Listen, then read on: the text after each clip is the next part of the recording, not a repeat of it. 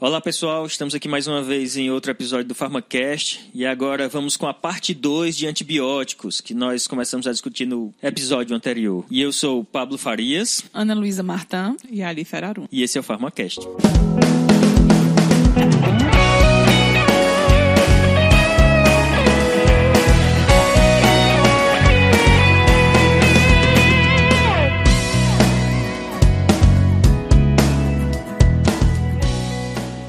Antes de começarmos o episódio, a gente não pode deixar de falar com os nossos ouvintes que estão cada vez mais presentes, cada vez dando um apoio pra gente. É quem dá a verdadeira força pra gente continuar esse projeto aqui. E a Alice tem aqui alguns recados. Então, gente, olá, né? A gente tá aí sempre se comunicando pelo Instagram. O último mês teve muita interação do pessoal, porque a gente fez aí um projeto de promoção do site, conseguimos mais de 600 novos seguidores, e isso graças à contribuição de muitos ouvintes que começaram a citar a gente nos stories, como também vários perfis de Instagram de pessoas públicas na área de farmácia, que também nos ajudaram bastante a divulgar, porque gostam do nosso trabalho, né, gostam dos nossos casts, dos nossos episódios, e acabam aí indicando para os demais seguidores aí da nossa comunidade, não somente farmacêutica, né? Porque a gente vê que tem todos os segmentos da biomedicina, da enfermagem, da fisioterapia, da medicina, da odonto. Até quem não é da saúde. Até mesmo quem não é da saúde. Então, nutricionistas, educação física, todos os tipos aí de profissionais estão nos seguindo. E isso está sendo interessante até mesmo para trocar ideia com vocês, tá? Então, como foram muitos recados, a gente fez aqui uma seleção bem aleatória de alguns que realmente não daria para estar lendo todos, mas a gente no direct está sempre respondendo a cada um. Vocês veem que ninguém fica sem resposta lá no direct, a gente sempre está em contato com vocês. Então, vamos lá, gente. Tem os recadinhos aqui de Fernanda Xavier, de Guarulhos, São Paulo. Ela pediu para mandar um beijo para ela. Então, beijos. Beijo, Fernanda. Beijão, Fernanda. E aí ela escreveu: fico contando os minutos para chegar dia 20. Muito curiosa para saber o que vocês estão preparando. Aí ela colocou a gente na parede aqui. Eu vou dizer que ela botou quando vem o PharmaFlash. Não queria nem dizer. Não, edita essa parte. É verdade. Não, vai ter que sair. Mas a gente já tá começando a produzir, viu, pessoal? Já tá começando a produzir mesmo. É porque a gente tá fazendo tudo de montão pro fim do ano, né? Não. Nem tanto, Alice, nem tanto. Não era o Chaves que fazia isso, né? Não, gente, vai sair. Realmente, a gente tá organizando, tá? Obrigada, Fernanda. Foi até bom você ter tocado nesse assunto, porque a gente tava devendo, inclusive, uma justificativa que realmente a gente tá organizando o PharmaFlash e eles estão chegando em breve. O farmacêutico Diego Medeiros tem um perfil público, @farmacêutico-diego, da UFPE. Ele disse que sigo o PharmaCast há algum tempo e sempre procuro indicá-los aos meus alunos para que escutem, pois é uma forma muito boa de complementar os estudos em farmacologia. Sucesso para as próximas edições. Ele é professor de farmacologia e está sempre aí indicando também os nossos áudios aí para os alunos dele. A Natália Oliveira mandou um vídeo mostrando como organiza os tópicos, os assuntos, conforme vai escutando. Gente, muito legal. Ela botou um vídeo lá e diz, conforme vai ouvindo, quais são os tópicos, como é que ela vai organizando os estudos dela. Pena que esses vídeos nos stories, na verdade, no direct, a gente vê 2 vezes e ele sai. Então, não tem como eu mostrar aqui, até mesmo pra equipe. Eu queria mostrar e eu acabei assistindo as 2 vezes e aí bloqueou, não deu pra mostrar. Ficou muito legal, Natália, seu esquema de estudo e a gente fica super feliz, né? Em estar contribuindo aí pra sua formação. João Pedro Domingues, ele pede para mandar um abraço para os farmacêuticos do município de Campo Magro, Paraná, que fazem um trabalho excelente nas UBSs, em especial para a UBS Viviane, que é aqui ele trabalha. Então, um abraço aí. Olha a aí, todos um abraço, pessoal. A equipe farmacêutica daí, tá bom? Parabéns pelo trabalho. Caio Dias pediu para mandar um oi para a galera de Recife. Sou muito fã do trabalho de vocês, que vocês têm nos proporcionado. Sucesso sempre. Osmar Galvão, sou ouvinte assíduo de vocês desde o primeiro episódio. Conheci vocês quando estava no último período de farmácia e hoje formado continuo ouvindo. Parabéns pelo trabalho incrível que vocês fazem. Ele é farmacêutico de Petrolina e pediu para mandar um abraço também para o pessoal do curso de farmácia da Univasf. Parabéns, pessoal. Univasf aí que tem um grande curso e parabéns para toda a equipe aí de professores e de alunos da Univasf. A Jéssica Diniz, ela disse: oi, pessoal do PharmaCast, parabéns pelo trabalho. Apresentei o trabalho de vocês para um professor da UFMG e ele gostou muito, até tá pensando em fazer um podcast sobre ciência. Abraços para todos e obrigado pelo excelente trabalho. Legal, vamos, né? Aumentar aí a podosfera. Show de bola. Legal, o professor gostou, o professor está pensando em fazer. Gente, incentivem, participem também. É muito legal essa interação de vocês aí e essa divulgação. Tem mais gente conhecendo a mídia podcast já com o PharmaCast. Exatamente. Né? Que o pessoal não conhecia. Tem muita gente que entra em contato e fala: o que é o podcast? O que é o PharmaCast? Como é que eu escuto? E aí vai descobrir que existe também esse segmento aí de divulgação de conteúdo. Não, é muito comum falar. Você conhece podcast, hein? Aí como assim? É o quê? É YouTube? Tá no YouTube? Tá no YouTube, O pessoal pergunta, tá no YouTube. Que é um programa como se fosse de rádio, mas aí é sob demanda, né? On demand, então... E aí vai apresentar os agregadores. Agora já facilita muito porque tá no Spotify fica mais fácil de todo mundo encontrar. Bastante. O pessoal tá conseguindo ter acesso mais fácil, porque conhece o Spotify. A Maiara Sarmento, ela é farmacêutica de João Pessoa, e colocou: eu gostaria de agradecer a vocês pelos áudios incríveis, por dividir com todos nós um pouco dos conhecimentos de vocês, e estou acompanhando todos os áudios. Vocês são maravilhosos. Ai, é tão bom. Sabe por quê? Porque eu fico pensando, às vezes eu fico lendo as coisas, eu fico em casa pensando, gente, tem alguém em algum lugar escutando a gente, estudando aquilo que a gente fala. Então é muito legal, tá entendendo? Muito legal. E aí, quando vocês mandam isso, fala assim, caramba, vai ficar muito massa, eu vou falar isso, e mais gente vai ficar conhecendo, e a gente vai gravar mais áudios que vão ajudar as pessoas. Então, é uma satisfação muito grande.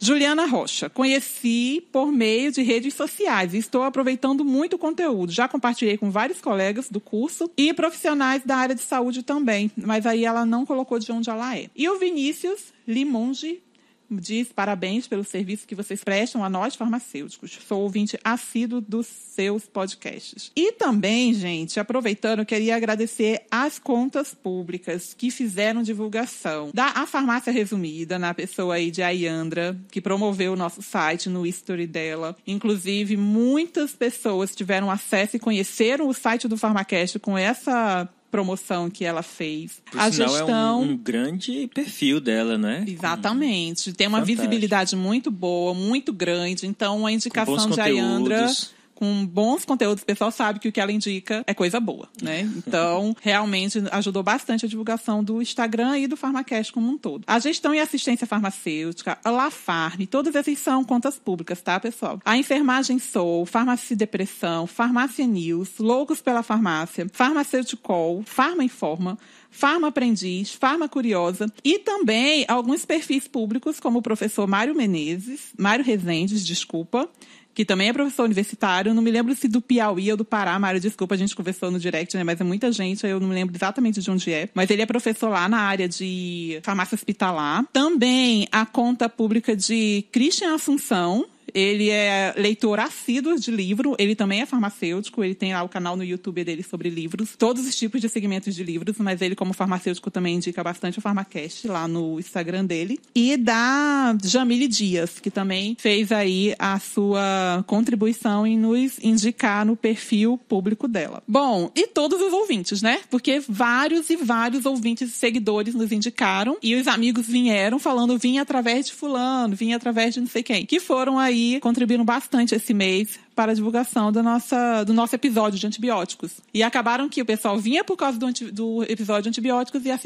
ouviam todos os demais e deram vários feedbacks em relação a isso. Então foi um pouquinho grande dessa vez, porque realmente foi assim, mais ou menos, teve muita coisa. E o mais interessante é que ainda não foi tudo. Não foi mesmo, não foi tudo. Não tinha como, a gente tinha que fazer um episódio só de agradecimento, se fosse, mas que deu assim pra gente selecionar rapidinho aqui, de todo o coração, muito obrigada. E se eu esqueci de alguém das contas públicas, por favor, falem lá comigo, que na próxima a gente também divulga aqui. Pessoal, queria agradecer também aos ouvintes que nos informaram que os primeiros episódios não estavam aparecendo, tinha realmente um errinho no script da página, que não tem ninguém programador e a gente resolve tudo por nossa conta mesmo. Então, fui descobrir como é que era e achei a solução. Então, tá consertado, vai agora aparecer tudo, não vai mais sumir nenhum, tá bom? Obrigado pelo recado de vocês e continuem aí curtindo a página.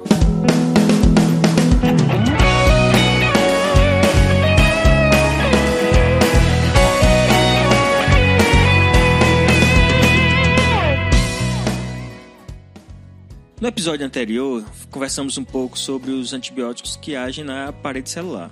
E também sobre os folatos, né? Acabamos falando sobre aqueles que agem na síntese de folatos. Hoje nós vamos conversar sobre aqueles que agem sobre a síntese proteica. Mas dentre aqueles que agem na síntese proteica, eles trabalham nesse processo em subunidades do ribossomo diferentes. Então, para ficar didaticamente mais fácil a compreensão, vamos discutir por subunidades. Vamos começar então conversando um pouquinho sobre aqueles fármacos e aqueles grupos de antibióticos que agem sobre a subunidade 30S do ribossomo. Lembrando que o ribossomo da bactéria é diferente do ribossomo do ser humano. No nosso ribossomo do ser humano, a gente tem uma subunidade 60S e uma subunidade 40S. No ribossomo da bactéria, a gente tem uma subunidade 50S e uma subunidade 30S. Então, isso faz dos medicamentos que atuam na síntese proteica também apresentarem uma baixa toxicidade.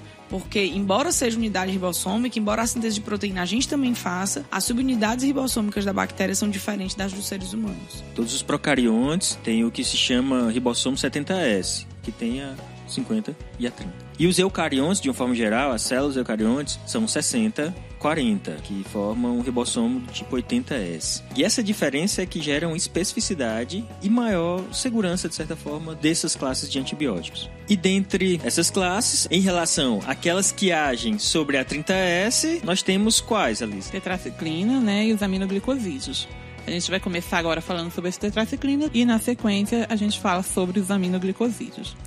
Então, como o Pablo falou, estaremos agora falando sobre os fármacos, né, os antimicrobianos que atuam na inibição da síntese proteica, na subunidade 30S, e as tetraciclinas serão agora, né, os primeiros representantes. Falando inicialmente sobre a sua questão de estrutura química, a gente tem o nome tetraciclina bem sugestivo, como várias outras classes aqui de antimicrobiano também vão apresentar seu nome relacionado com a sua estrutura. Então, a tetraciclina, se a gente for aí dividir o nome, a gente lembra tetra, que é 4, e ciclinas, que vem de ciclo. Então, todas as estruturas das tetraciclinas são compostas por 4 ciclos, daí o seu nome. O que vai mudar um representante de uma fórmula de outra são exatamente os diferentes substituintes. Então, quando a gente for falar sobre a clortetraciclina, é porque ela tem um substituinte aí, o átomo de cloro. Se a gente for falar sobre a oxitetraciclina, a gente vai ter um substituinte, que é uma hidroxila e um hidrogênio. Então, todos na sequência, né, nas demais formulações, o que vai estar alterando são os diferentes substituintes e, consequentemente, atribuído aí um nome específico para cada um delas. No entanto, todas vão ser compostas pelos 4 ciclos. Mas como que funciona de forma mais precisa? A gente tem os 2 ribossomos, o 30S e o 50S, e quando a gente tem o processo de transcrição gênica lá no DNA e o RNA mensageiro é formado, ele sai do núcleo, vai para o citoplasma, que é onde eu tenho esse ribossomo, e se liga na subunidade 30S, que é a subunidade menor do ribossomo. Então fica lá a fita de RNA mensageiro, que está com a informação de que proteína vai ser formada. E aí vai vindo outro RNA, chamado de RNA transportador, que vai trazendo o aminoácido complementar aquela fita. Então, quando esse RNA transportador entra, ele entra pela subunidade 50S. Mas ele precisa se ligar à fita de RNA mensageiro lá na subunidade 30S. Então, as tetraciclinas atuam exatamente nesse ponto, impedindo que esse RNA transportador, que está vindo lá da subunidade 50S com o aminoácido, se ligue na fita de RNA mensageiro que está presa ao ribossomo 30S. Nada mais do que inibição da fase da tradução, seria isso? Sim. Inibe a tradução e aí não tem como traduzir aquela sequência que está no RNA para conformar uma proteína. Sem a síntese proteica, dificulta a constituição da membrana celular. No final das contas, esses medicamentos têm um efeito bacteriostático. Lembrando que antibióticos que têm efeito bacteriostático precisam muito do sistema imunológico do paciente. Então, esses pacientes não podem estar imunocomprometidos para utilizar esse tipo de antibiótico. The man who discovered penicillin, Professor Alexander Fleming.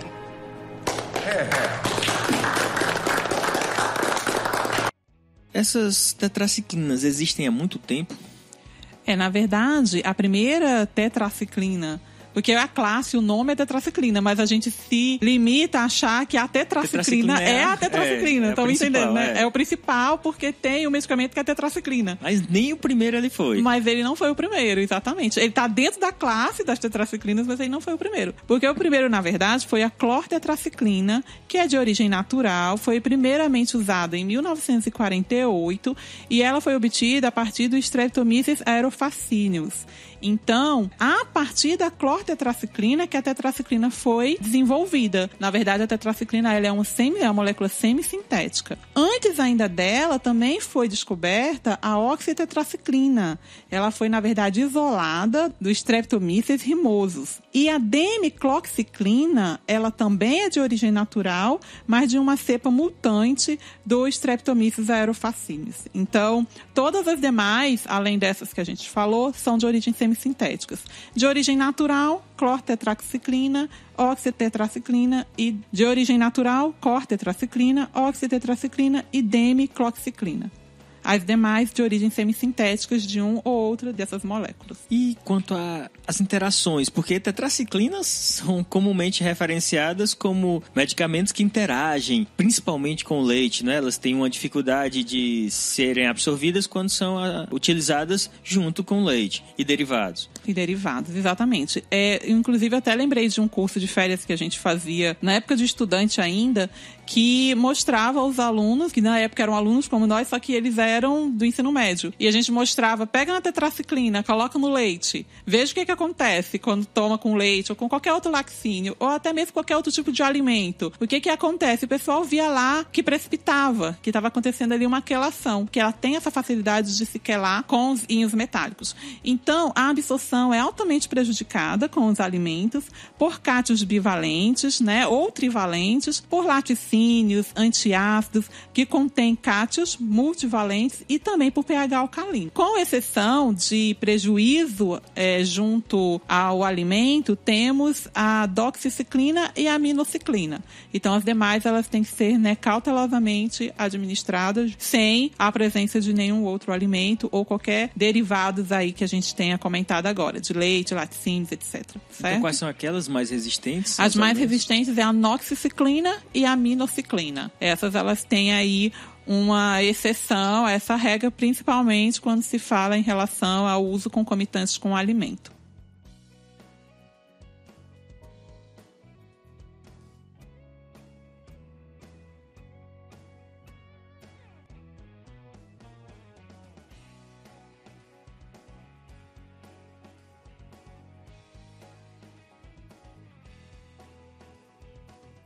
Quando a gente fala em antibióticos, vem logo na cabeça a ideia de resistência. Como é que é essa questão das resistências com as tetraciclinas? Quando você desenvolve resistência a uma, pode utilizar outra, por acaso? No geral, o que a gente observa é que quando o micro-organismo se torna resistente a uma determinada tetraciclina, frequentemente exibe uma resistência às demais também. Então é melhor trocar de classe. É observado que é identificado todas as moléculas meio que da mesma forma. E isso pode ser tanto pelo desenvolvimento do aumento do efluxo, que a gente já falou até no cast passado, sobre os canais de porina, permeabilidade, etc., né? Canais de entrada dessas substâncias. Então pode aumentar o efluxo delas, como também pode comprometer o influxo. Então, tanto dificulta a entrada, como facilita a saída do que entrou. E também a proteção do próprio ribossomo, em razão da produção de proteínas, que acaba interferindo na ligação da tetraciclina com esse ribossomo. Além de também uma série de inativações enzimáticas aí que estejam envolvidas nesse processo.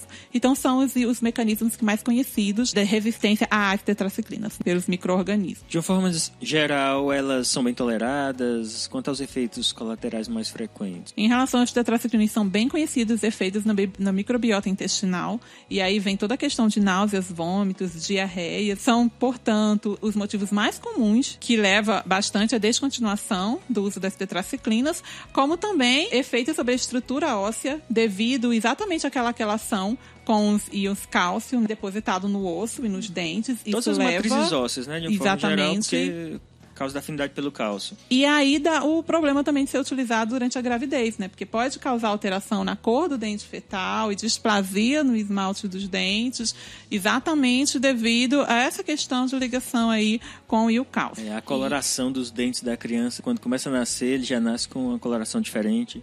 E também é proibido o uso em menores de 8 anos, porque ele pode causar alteração na formação de ossos e cartilagem em crescimento. E quais são as principais infecções que podem ser tratadas com esse grupo de antibióticos? As tetraciclinas, elas atuam tanto em bactérias gram-positivas, mas elas têm um efeito maior em bactérias gram-negativas e atuam também em alguns anaeróbios. Então a gente tem infecções aí, como infecções por rickettsia, pneumonia, brucelose, leptospirose, sífilis, lembrando que a paciente não pode estar grávida, né? Porque não pode utilizar tetraciclina em gestantes. É escolha também para pneumonia adquirida na comunidade e muito utilizado de forma sistêmica, mas para minimizar acne, né? Então é muito utilizado por um tempo, inclusive, mais prolongado para o tratamento de acne. E tem uma tetraciclina, que é uma de ação bem longa, considerada ação ultra longa, que é a tigeciclina, que ela é ativa contra a Klebsiella pneumoniae resistente, que é a KPC. Como você disse, ela tem muita atividade sobre bactérias gram-negativo. Talvez isso explique a grande resistência por aquela via de estreitamento dos canais de purina que impediriam a entrada do antibiótico na bactéria. Isso, e essas purinas só existem nas membranas das bactérias gram-negativas. Hello? Hello, Professor Florey. Professor Fleming? What can I do for you? Sorry to call you at home, but I need your help. Ainda agindo sobre a subunidade 30S, encontramos os aminoglicosídeos. Quem são eles? Quais são as diferenças deles em relação às tetraciclinas? A primeira diferença a gente já vê no nome, né? Aminoglicosídeo. Então, apesar de atuarem na mesma subunidade, eles vão apresentar mecanismos de ação particulares, né, distintos. Falando inicialmente sobre a molécula dos aminoglicosídeos, novamente, como eu falei inicialmente, o nome também é bem sugestivo, porque ele tem um grupo amina e grupos glicosídeos, grupos de hexoses. Ou seja, a gente vai ter um anel hexose ao qual diversos aminoaçúcares vão ser conectados por uma ligação glicosídica. E o que é uma ligação glicosídica, né? Para a gente recordar um pouquinho ali lá da bioquímica. É uma ligação covalente, resultante aí da reação de condensação de uma molécula de um carboidrato com outro carboidrato, e neste caso, quando várias moléculas dessas se unem, formam aí o aminoglicosídeo. Então, essas são as características químicas dessa classe. E em relação ao mecanismo, embora eles atuem, né, na mesma subunidade das tetraciclinas, os aminoglicosídeos atuam provocando uma leitura incorreta do RNA mensageiro. Então, o RNA mensageiro que se fixa lá na subunidade 30S não é lido corretamente e, por causa disso, há um erro na incorporação do aminoácido, podendo levar a uma proteína defeituosa, inativa ou até mesmo tóxica para aquele micro-organismo. E isso pode, diferentemente do que as tetraciclinas fazem, que é só impedir o metabolismo da bactéria, essa proteína tóxica ela pode gerar a morte da bactéria. Então, os aminoglicosídeos podem ser considerados também bactericidas. E eles têm um efeito sobre os ribossomos, não é? Os polissomos. Exatamente. Eles clivam os polissomos em monossomos não funcionais. É mais um mecanismo de comprometimento da síntese proteica, né? Porque os próprios ribossomos que estão indo em conjuntos, por isso chamado polissomos, vão ser clivados e vão ficar sem função. Então, o conjunto de todos esses efeitos é que torna ele bactericida e não bacteriostático, como as tetraciclinas, embora ambos atuem sobre a subunidade 30S. Vale lembrar também que os aminoglicosídeos difundem-se através dos canais aquosos, formados pelas proteínas porinas, na membrana externa das bactérias, portanto, tendo uma atividade nas gram-negativas que se sobressaem. Além disso, o transporte dos aminoglicosídeos através da membrana citoplasmática é um processo ativo, ou seja, ele depende de oxigênio. Isso explica o fato das bactérias anaeróbicas não sofrerem nenhuma interferência com a presença dos aminoglicosídeos, como também as bactérias aeróbicas facultativas, porque uma vez que elas observam a presença do aminoglicosídeo, elas, como são facultativas, podem se desenvolver em um ambiente anaeróbico. Então, o espectro de ação dos aminoglicosídeos vão ser gram-negativos aeróbicos, como, por exemplo, as enterobactérias e as pseudomonas aeruginosas. E uma coisa interessante é que como elas entram por esses canais de porina, a gente tem esse transporte facilitado e melhorado por uma associação de 2 outros antibióticos, que são as penicilinas e a vancomicina. Então, quando eu associo a aminoglicosídeo com penicilina e vancomicina, eu tenho um processo aí de sinergismo e é como se eu aumentasse a entrada do aminoglicosídeo dentro da célula bacteriana. Então, potencializa o efeito dele. Interessante, né? Então, quais são as infecções mais frequentemente tratadas com esses antibióticos? Normalmente enterites, né, causadas por bactérias gram-negativas, infecções ósseas, queimaduras, infecções urinárias. Não é a primeira opção, mas uma situação mais agravada, né, endocardite e muito comum para infecções oculares, associada inclusive com corticoide para diminuir o processo inflamatório e também para alguns tipos de furúnculo, infecções de pele bacteriana cutânea. Não custa nada deixar claro que a gente está falando muito de antibiótico, os usos mais frequentes, mas lembrando que antibiótico é coisa séria, bastante complicada. Não então, é para ter automedicação. Exatamente, não é para ter automedicação. Inclusive, esse é um dos projetos do PharmaCast, que é conscientizar as pessoas sobre a utilização de medicamentos, fazer com que conheçam mais e aí tem um uso mais racional. Então, entendam, um antibiótico como esses tem que ser utilizado com indicação e quando tem necessidade, com a indicação do médico. Um dos motivos para ter um grande cuidado na utilização dos aminoglicosídeos é que eles têm uma história de toxicidade aí considerável, né? Então, o uso crônico ou um uso em determinadas populações pode levar a algumas alterações otológicas. Da lesão auditiva e tontura, vertigem. Pronto, então aparecem vertigens, tonturas e também... Isso porque ele causa uma destruição progressiva, né, das células sensoriais, vestibulares ou cocleares. Chega a quase 60% das alterações serem cocleares, né? E vai de 0 a 19% das vestibulares. Nos e casos são de toxicação irreversíveis, vestibulares. né? No caso do ouvido, ototoxicidade é irreversível. Normalmente irreversível. Por isso que evita-se muito também o uso em criança. Agora, não só o ouvido sofre, o rim também sofre bastante com isso. Então, é uma incidência considerável que vai, dependendo do estudo, dependendo da população, vai de 0 a 50%. Então, existem estudos que relatam esse percentual de evento adverso. Então, corresponde a um grupo de antibióticos que deve ser usado com muita cautela. São bastante eficientes, mas tem que ser usado com muita cautela. E a gente nem encontra, né, esses antibióticos por via oral. Por via oral... Então, não. Normalmente, ou eles são... Porque eles são extremamente hidrossolúveis. Então, eles não têm um processo de absorção interessante no trato gastrointestinal. Então, ou eles são administrados por via intravenosa, ou eles são administrados por via tópica. Então, a gente tem pomada de gentamicina, pomada de neomicina, mas a gente não tem eles por via oral, tanto pela toxicidade como por uma dificuldade de administração, de absorção, na verdade. E a gente falou agora, mas a gente nem tinha relatado os principais representantes das classes dos aminoglicosídeos. Agora você falou da pomada de gentamicina, neomicina. Lembrando que o primeiro deles foi a streptomicina. Temos, como você falou, gentamicina, amicacina. Mais qual? Neomicina, canamicina, tobramicina... São vários aí que a gente não tinha falado inicialmente, falamos só na classe, mas esses são aí os representantes. Eu comentei que eles eram, né, são administrados por a maioria por via intravenosa, mas a streptomicina, que foi a primeira, ela é administrada por via intramuscular. Mas lembrando que a streptomicina hoje em dia ela é pouco utilizada e o que a gente vê aí como um aminoglicosídeo de primeira escolha é a gentamicina, tanto devido ao baixo custo, como também a sua atividade confiável em quase todos os aeróbicos gram-negativos. Já a amicacina é considerada o antibiótico de maior espectro do grupo e é utilizada como uma reserva terapêutica. Então, ela desempenha um papel bastante especial nos hospitais, onde ela vai ficar ali como um antibiótico de reserva, no caso aí, quando se desenvolve resistência à gentamicina. Já a neomicina a gente vê muito utilizada com aplicação tópica, né?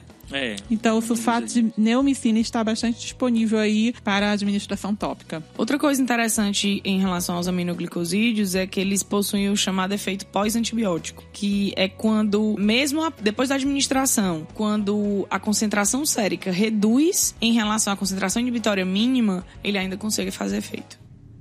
It was an accident, really. I had left a culture plate of Staphylococcus in my lab. Além dos antibióticos que agem sobre a subunidade 30S, alguns podem agir sobre a subunidade 50S da bactéria. Dentre eles, nós temos os grupos que correspondem aos macrolídeos, lincosamidas, cloranfenicol, cetolídeos e as streptograminas. Vou conversar um pouquinho rapidamente sobre esses grupos. Os macrolídeos, o que a gente pode conversar sobre eles? Primeiro, o nome. O nome macro, que vem de muitos, e lídeos, que se refere à lactona. A lactona é um éster cíclico e quando a gente fala que temos um macrolídeos, temos uma macrolactona, ou seja, um anel com muitas unidades de uma lactona, que é um éster cíclico. O que vai diferenciar os três representantes, né, eritromicina, claritromicina e azitromicina, em relação a esse anel principal, o número de átomos constituintes, né, que serão 14 na eritromicina e claritromicina. Estou relacionando ao carbono e ao oxigênio, que é o oxigênio do éster e os membros de carbono aí constituintes do anel. E 15 na azitromicina. Na azitromicina vocês podem ver 16, porque tem um nitrogênio, mas é um adicional. Né? Se a gente for falar sobre carbono e oxigênio, que é o padrão, temos 15 na azitromicina e 14 na eritromicina e claritromicina. Lembrando que a presença desse nitrogênio, a gente tem aí uma amina terciária no anel, que consequentemente garantiu uma maior estabilidade em pH ácido, como também o aumento da biodisponibilidade oral para a azitromicina. Então, como esses medicamentos funcionam? Sei que é na subunidade 50S, mas o que eles fazem? Eles vão atuar inibindo a ligação peptídica entre um aminoácido e outro que o RNA transportador traz. Aquele lá do ribossomo, não é? Exatamente. Então, como eu não vou ter a ligação peptídica, o peptídeo ele fica mal formado, né? Não acontece essa formação e eles são bacteriostáticos na maioria das situações. No entanto, alguns macrolídeos podem atuar como bactericidas dependendo da dose e do tipo de micro-organismo. Certo. E que micro-organismos seriam esses? Em relação aos três representantes, a gente tem espectros diferentes também. À medida que foi havendo essas modificações estruturais que a Alice falou, foi se aumentando o espectro e melhorando, né, posologia, biodisponibilidade, meia-vida, e trouxe vantagens para a claritromicina e para a azitromicina em relação à eritromicina.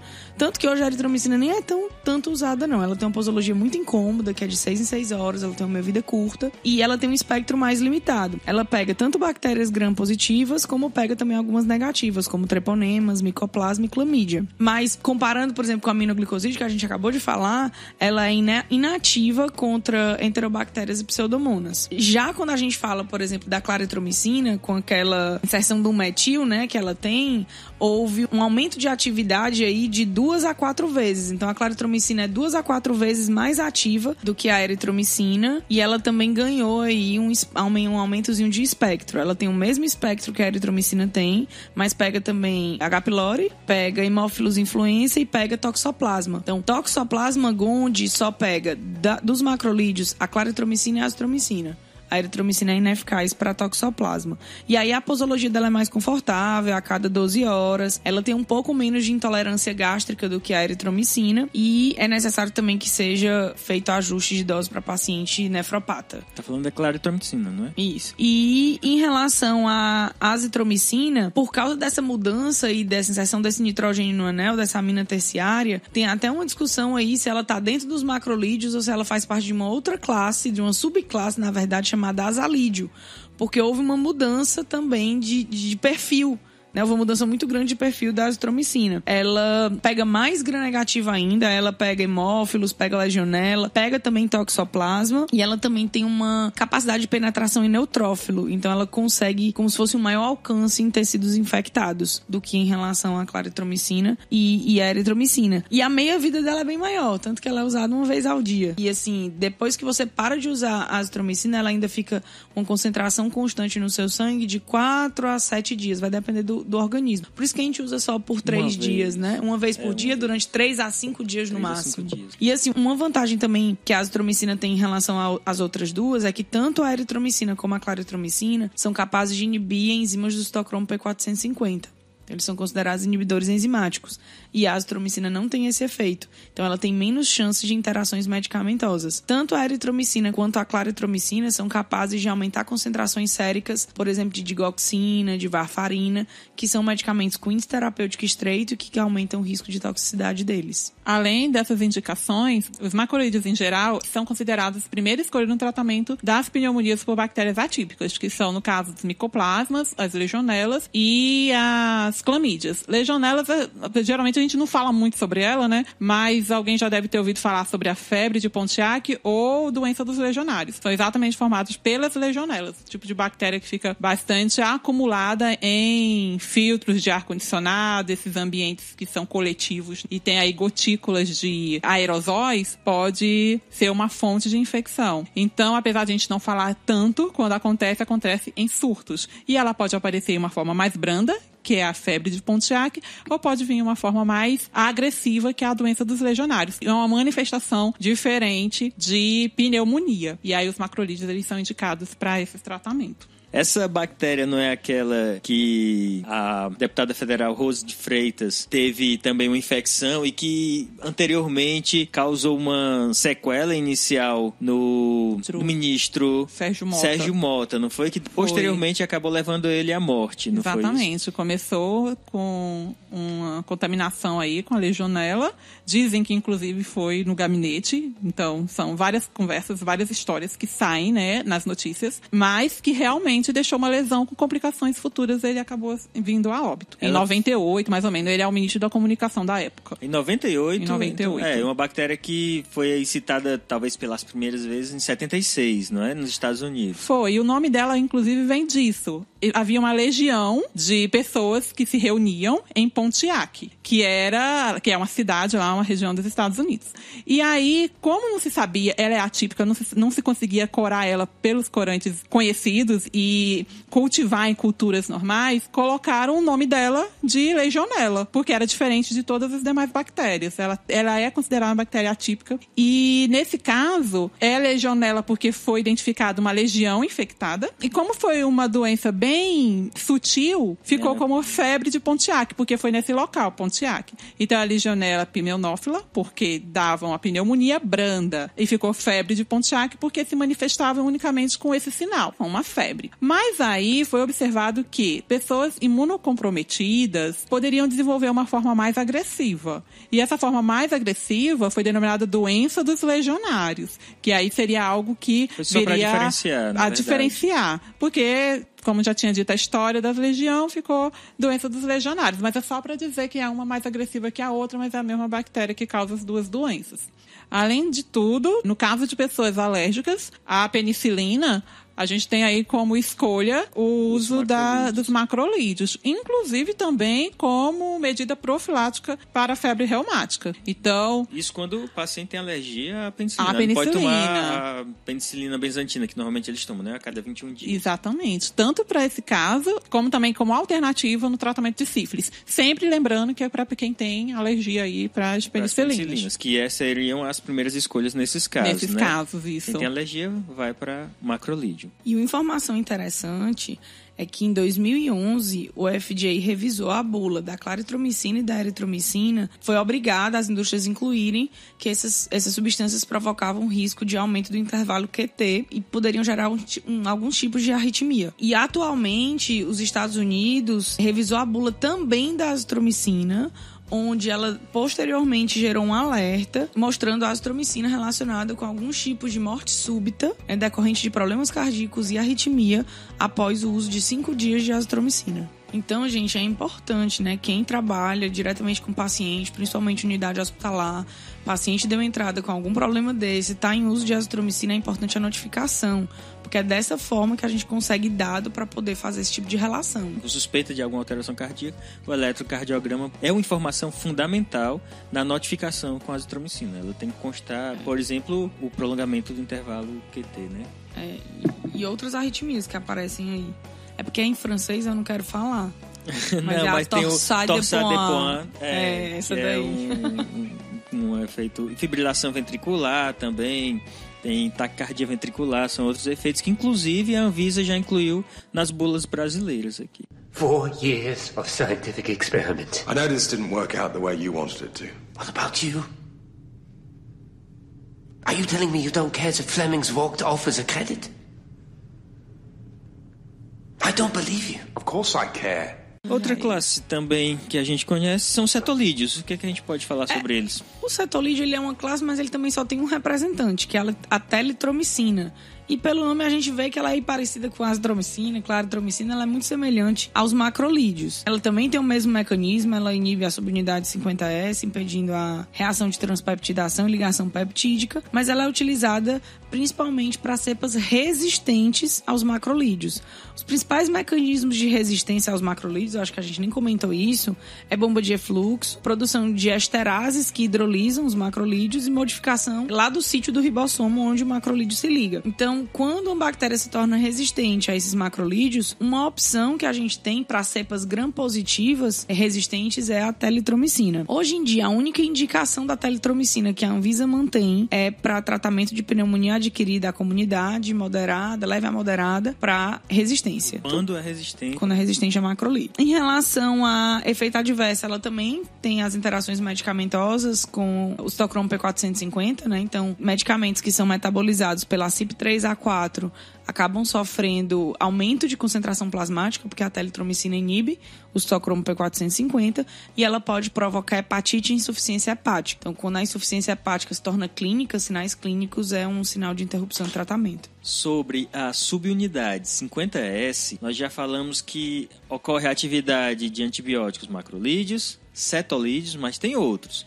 Dentre eles, o cloranfenicol. O cloranfenicol, o mecanismo é semelhante, impede a ligação peptídica, se liga lá na subunidade 50S. Mas hoje o cloranfenicol tem se tornado um antibiótico obsoleto. A gente tem hoje antibióticos com bem menos efeitos adversos e que conseguem cobrir o mesmo tipo de bactéria. O cloranfenicol só é uma alternativa terapêutica quando realmente o seu benefício está compensando o seu risco, que não é pequeno. O risco hematológico dele é bem alto. Então, quais são esses efeitos? Tanto os efeitos hematológicos de dose dependente, que pode levar a leucopenia ou trombocitopenia, como também uma resposta idiosincrática, né, que é a anemia aplásica. Então, pode ser observado essas duas condições no uso aí do cloranfenicol. E é uma pena, assim, porque o cloranfenicol, ele é um antibiótico que tem um espectro muito bom. Ele pega gram positivo, gram negativo e anaeróbio. Então, ele é um antibiótico de amplo espectro que hoje, pela toxicidade dele, a gente acaba não ter a sua máxima potencialidade aí, porque ele é bacteriostático, pelo próprio mecanismo, mas ele é bactericida para alguns micro-organismos. Por exemplo,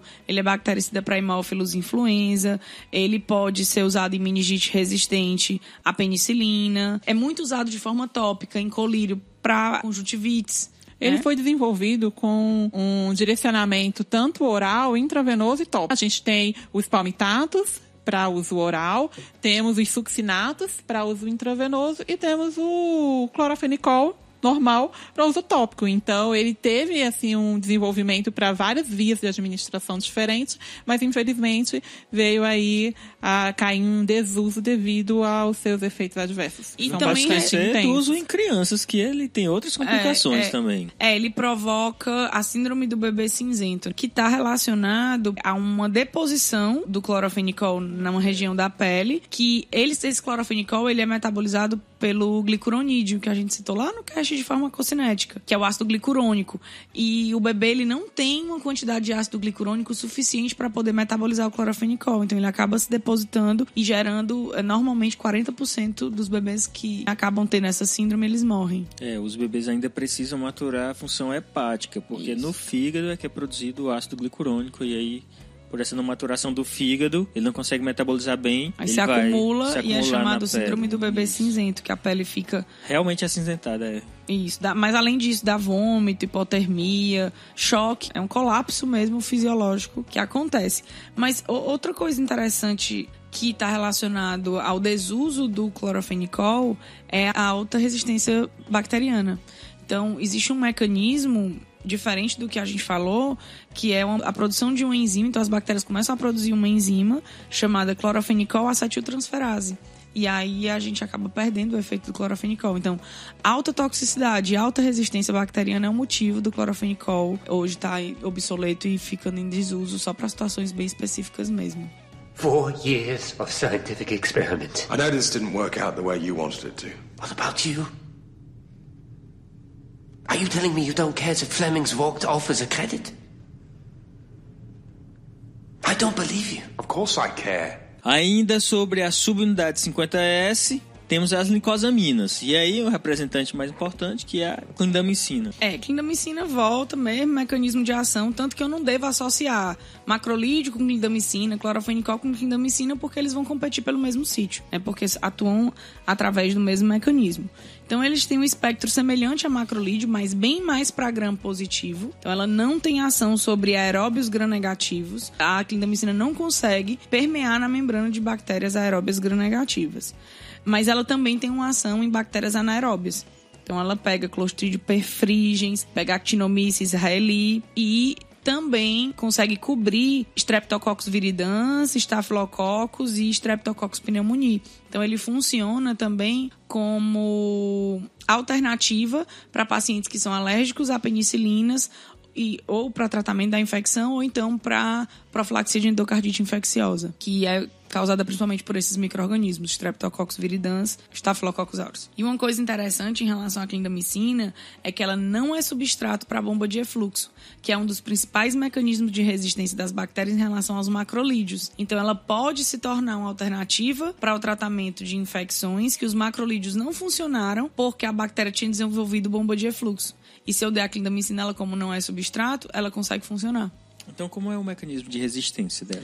Normalmente é por mutação do local do receptor do ribossomo, lá do 50S, modificação do receptor por metilases, então a bactéria produz metilases que modificam o receptor onde a clindamicina vai funcionar, onde ela vai se ligar, na verdade, e também produção de enzimas inativadoras. Essa produção de enzimas inativadoras acontece praticamente na maioria delas. Mas, diferentemente dos macrolídeos, a gente consegue ver que não é um mecanismo de resistência à bomba de efluxo para a clindamicina. Aí por isso que ela se torna alternativa. A clindamicina é muito utilizada em abscessos. Por quê? Porque ela consegue penetrar tanto em leucócito como macrófago como em neutrófilo. Então, como o abscesso, né, tem ali uma quantidade de pus, que é uma barreira para a chegada do antibiótico, que vem lá da corrente sanguínea, como a clindamicina consegue penetrar nessas células, ela tem uma maior penetração no abscesso, porque eu tenho um emaranhado dessas células lá, que vão migrar quando a gente tem o processo infeccioso e inflamatório. É importante lembrar, nesses casos que existem muitas infecções de pele, esses abscessos já são uma barreira também. Então, muitos antibióticos poderiam até ter atividade contra a bactéria, mas não conseguem chegar lá. Então, é preciso ter uma permeabilidade nessas células para poder ter efeito nesse tipo de infecção. Abscesso pulmonar e infecções pleurais por bactérias anaeróbias, a clindamicina funciona bem melhor que as penicilinas, por causa dessa propriedade. Quanto aos efeitos adversos dela, o que é que a gente pode falar sobre isso? Trato gastrointestinal, todos eles causam, Todos né? eles causam. Então ela tem uma incidência grande aí de diarreia, náusea, né? Os antibióticos causam também porque acabam com a microbiota intestinal. Ela pode causar alteração das enzimas hepáticas, LT e ST, e um dos efeitos que também é característico de muitos antibióticos, mas é bem mais incidente com a clindamicina, é a colite pseudomembranosa. Até 10% dos pacientes podem apresentar essa inflamação na região do cólon intestinal. É um problema porque acontece normalmente por esse desbalanceamento entre bactérias fisiológicas, né, da microbiota original do nosso organismo e a clindamicina que está atuando ali, desbalanceando isso. Então, há a proliferação de uma bactéria que é o Clostridium perfringens e ele consegue gerar um processo inflamatório bem intenso na região do cólon. E que para o tratamento a gente usa ou vancomicina ou metronidazol por via oral, é o tratamento para colite. 4 years of scientific experiment. I know this didn't work out the way you wanted it to. What about you? Are you telling me you don't care if Fleming's walked off as a credit? I don't believe you. Of course I care. Finalizando os fármacos que atuam especificamente sobre a subunidade 50S do ribossomo, nós temos o grupo das streptograminas. Quem são esses antibióticos? As streptograminas são antibióticos normalmente de reserva. São antibióticos utilizados principalmente para infecções resistentes. Na verdade, existem 2 streptograminas, que é a streptogramina A, que é a dalfopristina, e a streptogramina B, que é a quinopristina. Porém, de forma isolada, a bactéria consegue criar resistência muito rápido em relação a essas streptograminas. Então, hoje, elas são utilizadas misturadas. Então, é um medicamento só que contém 70% de dalfopristina com 30% de quinopristina. E aí você tem um efeito sinérgico entre as duas, o que diminui o risco de resistência. Então são sempre usadas juntas? Sempre juntas. Ambas possuem efeito bactericida, são utilizados principalmente para cocos gram-positivos e cepa alfa e beta hemolítica de Streptococcus, normalmente usada quando as primeiras escolhas para esse tipo de infecção não funcionam, principalmente enterites como infecções por Enterococcus faecium, que é resistente à vancomicina. Então, para cocos e essas cepas de Streptococcus, as streptograminas apresentam atividade bactericida, mas para essa enterite, ela tem atividade bacterostática. E o mecanismo de ação? O mesmo mecanismo de todos os outros, inibição da subunidade 50S e impedimento da formação da ligação peptídica. Basicamente é isso. Atuam também em micro-organismos que provocam pneumonia. Elas não têm por via oral, então elas são bem hidrossolúveis, são administradas uso mais... hospitalar, né? Uso hospitalar, e são administradas por via endovenosa, e elas precisam ser diluídas em soro glicosado. Como efeito adverso, as streptograminas apresentam dor no local da infusão, então é muito comum quando o paciente vai iniciar o esquema terapêutico com streptogramina, ele colocar catéter venoso central, para você minimizar esse efeito, né? Porque coloca numa... periférico causa muita flebite. Exatamente. E dor intensa no local da aplicação. E também em pacientes com problema hepático, acumula-se muito metabólito, né? Decorrente da metabolização dessas streptograminas. E em pacientes que têm esse tipo de problema e que não vão fazer esse metabolismo de forma correta, eles apresentam muita artralgia e mialgia. Chega a atingir 30% dos casos. Exatamente, é bem recorrente. Mas normalmente só em paciente hepatopata. A questão é, como é que eu faço? Eu baixo a dose? Baixar a dose de antibiótico é complicado, porque eu vou conseguir tratar a infecção, eu vou conseguir atingir a concentração inibitória mínima. Mas aí, normalmente, nesses casos, é aumentado o intervalo de tomada. Eu mudo a posologia de intervalo de tomada, mas não muda a dose. E aí é usado para infecções resistentes, enterites resistentes e também para algumas infecções de pele complicada por estafilococcus, Streptococcus pyogenes resistente a penicilinas. O uso dela causa algumas alterações laboratoriais também que merecem observação, que é como aumento de creatinina, podem causar trombocitopenia, anemia, eosinofilia, e aí vão algumas outras alterações que devem ser monitoradas, né? Hipercalemia, hiperfosfatemia, hiponatremia, então são várias alterações que podem ocorrer com pacientes que estão usando streptograminas. E elas também, como os macrolídeos, interferem no citocromo P450, são inibidores da CYP3A4, elevando aí concentração de fluoxetina, varfarina, diazepam e vários medicamentos que são metabolizados por essa enzima também. 4 years of scientific experiment. I know this didn't work out the way you wanted it to. What about you? Are you telling me you don't care if Fleming's walked off as a credit? I don't believe you. Of course I care. Tá, e temos mais um último grupo, que na verdade está dentro da 50S, mas aí ele age sobre outra subunidade, que na verdade é um sítio da subunidade 50S, que é chamado 23S.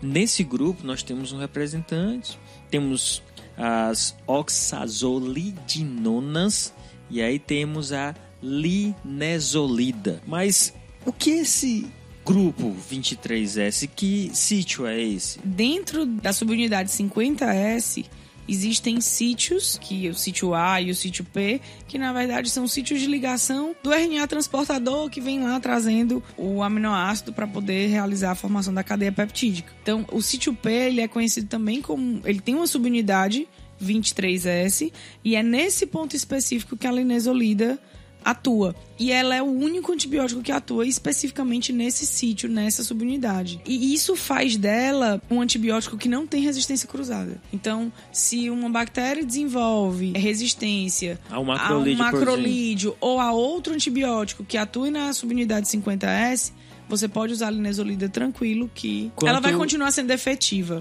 Enquanto ele, por exemplo, desenvolve resistência a macrolídeo, pode ser que você use uma lincosamina e ele tenha uma resistência cruzada, não é isso? Exatamente. Já com a linezolida não iria acontecer porque ela tem um mecanismo mais específico. Só não tem resistência cruzada com a clindamicina se a resistência for bomba de refluxo. Mas se for as outras, é possível que aconteça resistência cruzada. Mas com a linezolida, não. Então isso é uma das grandes vantagens dela, que ela é capaz de burlar essa resistência cruzada. E existe por via oral. Então é um medicamento tranquilo de ser que administrado. no meio de todo esse grupo são Normalmente, raros quando a gente os medicamentos pega orais. Os grupos de reserva, que são para infecções multiresistentes, eles na maioria das vezes são por via parenteral. E a linezolida pode ser administrada por via oral. O que, na verdade, isso pode ser até uma segurança. Porque se ele é de uso injetável, ele normalmente fica restrito ao ambiente hospitalar. E aí você tem a garantia de que teve um diagnóstico médico, uma prescrição. E aí, nesse caso, evitaria o risco de resistência bacteriana. Pelo menos minimizaria. Evitar é praticamente impossível evitar a resistência, mas minimizar pelo mau uso, aí sim. Então, esses medicamentos de reserva tendem a permanecer injetáveis até por essa segurança, embora já tenham saído alguns ensaios aí de alguns desses medicamentos trarem para utilização oral. E a atividade, assim, da linezolida é basicamente sobre gram-positivo. Streptococcus, ela atua como bactericida. Staphylococcus enterococcus, ela atua como bacteriostático. Pega anaeróbio também, pega bastonete. É ativo contra neisseria, contra nocardia. Então, ela tem um espectro de ação interessante. E o bloqueio dessas subunidades 23S, né, do sítio P, ele vai impedir a formação que inicia a síntese de proteína. O complexo iniciador da síntese proteica acontece nesse sítio, que vai ser onde o RNA transportador vai se ligar. E aí eu não tenho esse processo acontecendo. Ok. Tem uma alta biodisponibilidade oral, e aí por isso que existe, né, na forma de comprimido. A metabolização dela é não enzimática, então ela também não tem essas interações medicamentosas que a gente citou em vários outros antibióticos. A metabolização dela é por oxidação, então ela não envolve enzimas e competição. Então, mais uma vantagem. Uma vantagem para, né, não acontecer uma resistência tão facilmente. Exatamente. E os usos terapêuticos dela é para as infecções, por ser para as gram-positivas multiresistentes. Pneumonia resistente, pneumonia nosocomial adquirida em ambiente hospitalar e infecções por Enterococcus faecium também resistente à vancomicina. Seja em tecidos moles, genito urinário ou até mesmo uma bacteremia importante. Dá para colocar a linezolida como alternativa. 4 years of scientific experiment. I know this didn't work out the way you wanted it to. What about you? Are you telling me you don't care if Fleming's walked off as a credit? I don't believe you. Of course I care. Saindo agora do contexto dessas subunidades 50S, 23S, 30S, existe outro grupo, só pra gente encerrar, existe outro grupo de antibióticos que correspondem àqueles que são inibidores da DNA girase.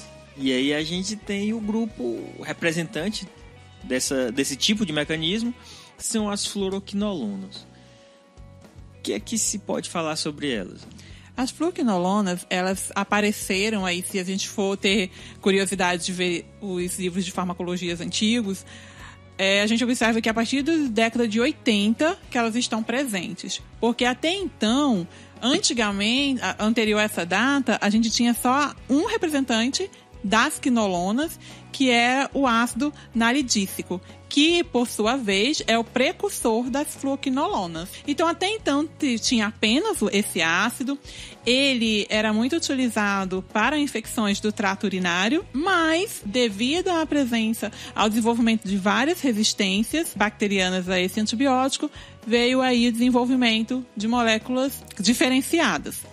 E aí teve o surgimento da fluoroquinolona. Como o próprio nome indica, a fluoroquinolona apresenta a permanência do anel quinolonico com a adição de um átomo de flúor. E aí eu queria abrir um parêntese aqui no cast para explicar a importância da modificação e dessa alteração, da introdução desse átomo de flúor aí nessas estruturas. Se vocês forem observar todas as estruturas das fluoroquinolonas, elas tiveram aí a introdução desse flúor no carbono 6. O que acontece? Isso na química, a substituição de um átomo de hidrogênio por um átomo de flúor é uma das técnicas conhecidas como bioisosterismo. E o que é o bioisosterismo?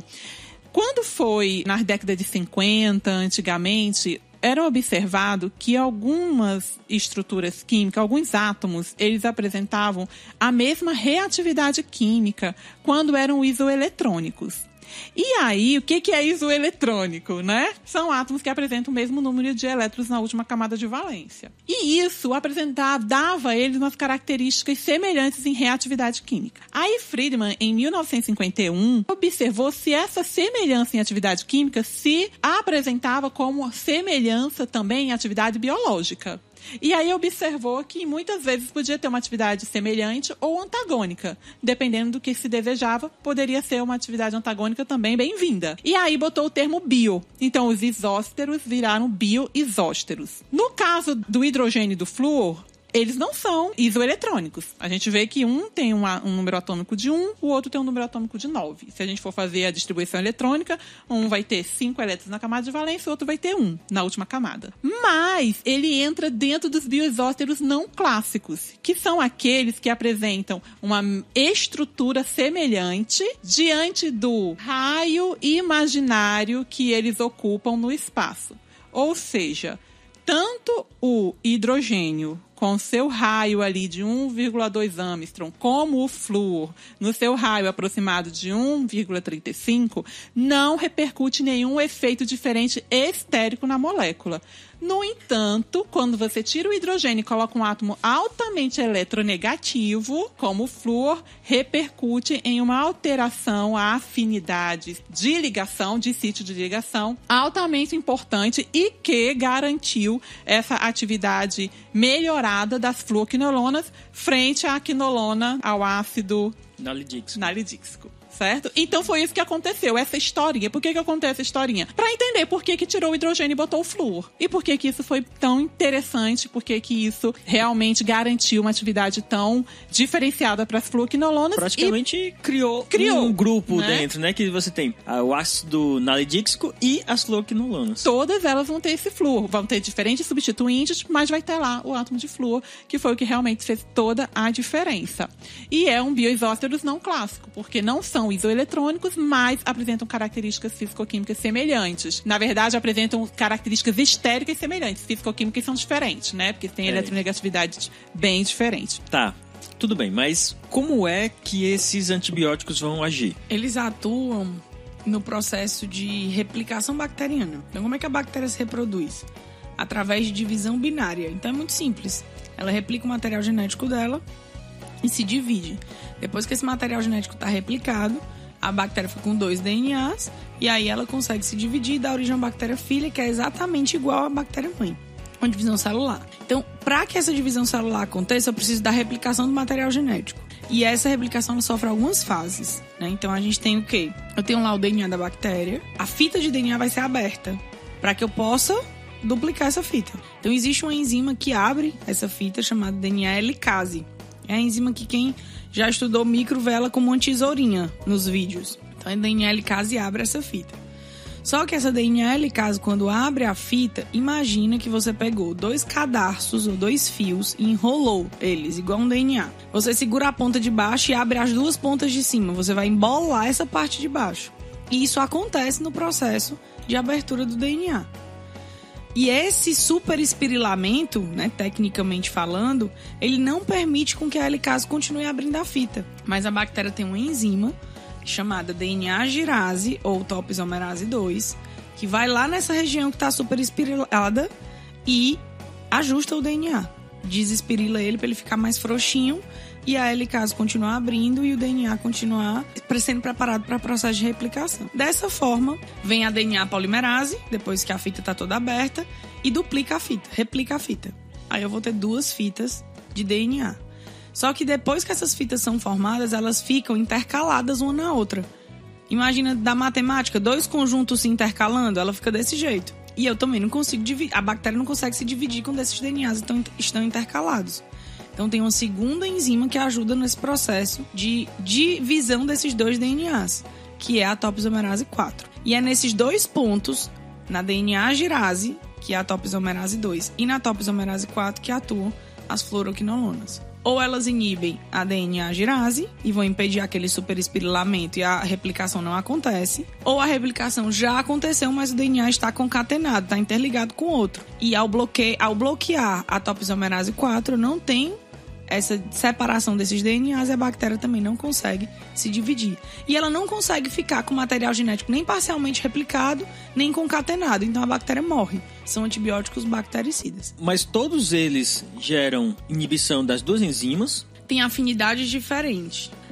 As fluoroquinolonas têm diferentes gerações. Então ela tem a primeira, segunda, terceira e quarta geração. As primeiras gerações tendem a bloquear mais a DNA-girase. E as fluoroquinolonas que bloqueiam mais a DNA-girase têm uma maior afinidade por bactérias gram-negativas, como por exemplo Escherichia coli. E tem pouca atividade em bactérias gram-positivas. Quando a gente pega a quarta geração de fluoroquinolonas, elas bloqueiam muito bem a DNA-girase e a topoisomerase 4. E aí elas são muito boas tanto para bactérias gram-positivas como para bactérias gram-negativas.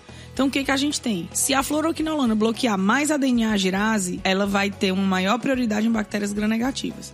Se ela bloquear mais a topoisomerase 4, ela vai ter uma prioridade em bactérias gram-positivas. E aí a gente já tem gerações hoje tão amplas que bloqueiam muito bem as duas e tem um espectro muito bom tanto para gram-positiva como para gram-negativa. Um exemplo aí de quinolona de primeira geração. A primeira geração é basicamente o ácido nalidix, que hoje está bem em desuso. Que ele é praticamente um grupo à parte dentro dos inibidores, tanto né? Que o ácido nalidix é considerado uma quinolona urinária. Porque a única utilização dela é para infecção urinária, porque ela é extremamente gram-negativa. Ela gosta só de DNA-girase. Então a gente parte aí para a segunda geração. Na segunda geração a gente já tem o norfloxacino, o ciprofloxacino, o ofloxacino, que já começa a bloquear um pouco mais de topoisomerase 4, mas ainda bloqueia muito bem a DNA-girase. Então ele ainda é um antibiótico que tem um bom espectro para gram-negativo. Gente, diferentemente do que a gente falou no cast passado, em relação às gerações das cefalosporinas, lembra que a gente falou que as primeiras gerações eram mais para gram-positiva e à medida que a geração aumentava, a gente aumentava o espectro para gram-negativo? Nas quinolonas a gente tem o inverso. As primeiras gerações elas são mais gram-negativas e à medida que as gerações aumentam, aumenta o espectro para gram-positivo. É o inverso do que a gente tem em relação às cefalosporinas. E na segunda geração, com norfloxacino, ciprofloxacino, a gente ainda mantém a chamada quinolona urinária. Ciprofloxacino, norfloxacino é utilizado mais para cistites e infecções urinárias.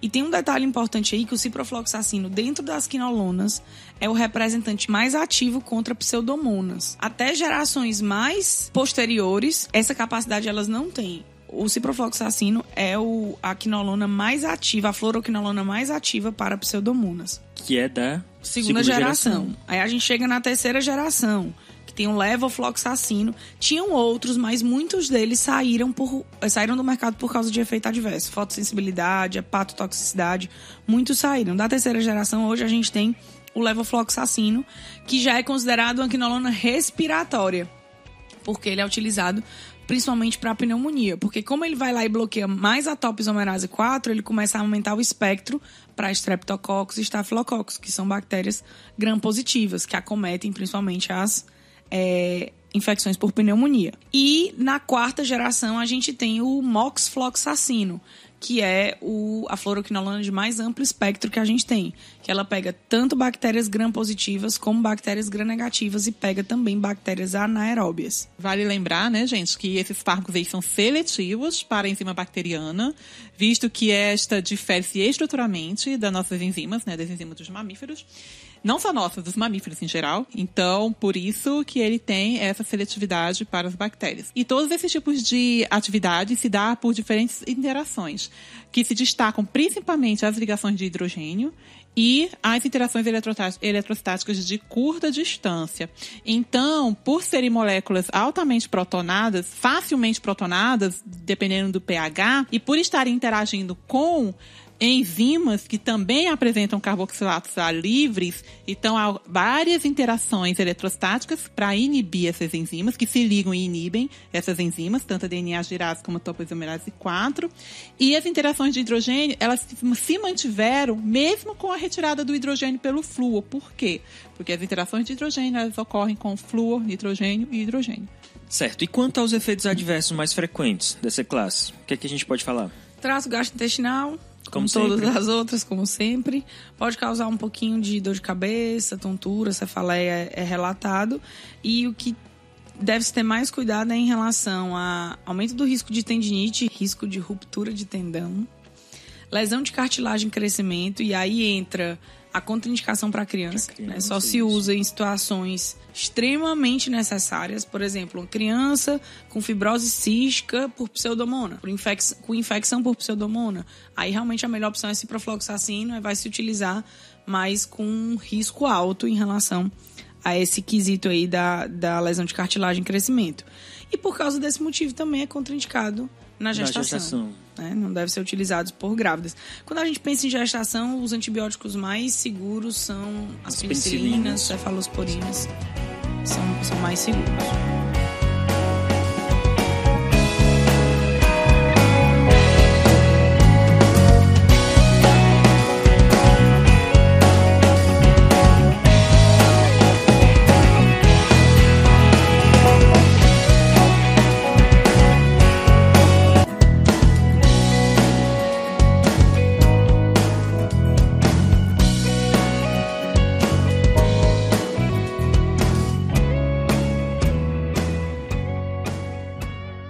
Bem, pessoal, e é isso aí. Esse foi mais um episódio, fechando aqui esses 2 episódios de antibióticos. E vamos continuar discutindo um pouquinho aí antimicrobianos de uma forma geral. Vamos generalizar aqui o termo antimicrobiano, incluindo outros micro-organismos. Então, nos próximos episódios, vamos conversar um pouquinho sobre outros parasitas, e os vírus, e fungos, e não necessariamente sobre os agentes, na verdade, né? Mas sobre os tratamentos das infecções causadas por esses agentes. Vamos fazer uma pequena série aqui de uns 5 episódios sobre fármacos que atuam sobre agentes infecciosos de todos os tipos, e aí a gente parte para outra sequência em seguida. Mas por hoje é isso. Um abraço para vocês, espero que curtam o episódio. Mandem mensagem no Instagram, pelo e-mail, pelo site também. Entrem lá no site pharmacast.com.br, mandem um e-mail para contato@pharmacast.com.br, que a gente responde todos. E aí, quem quiser mandar algum recado, pode mandar o recado aí. Particularmente, o pessoal sempre usa muito o Instagram, mas todos esses canais estão livremente abertos e sempre sendo monitorados, tá bem? Um abraço a todos. Valeu, galera. Tchau, tchau. Tchau, galerinha.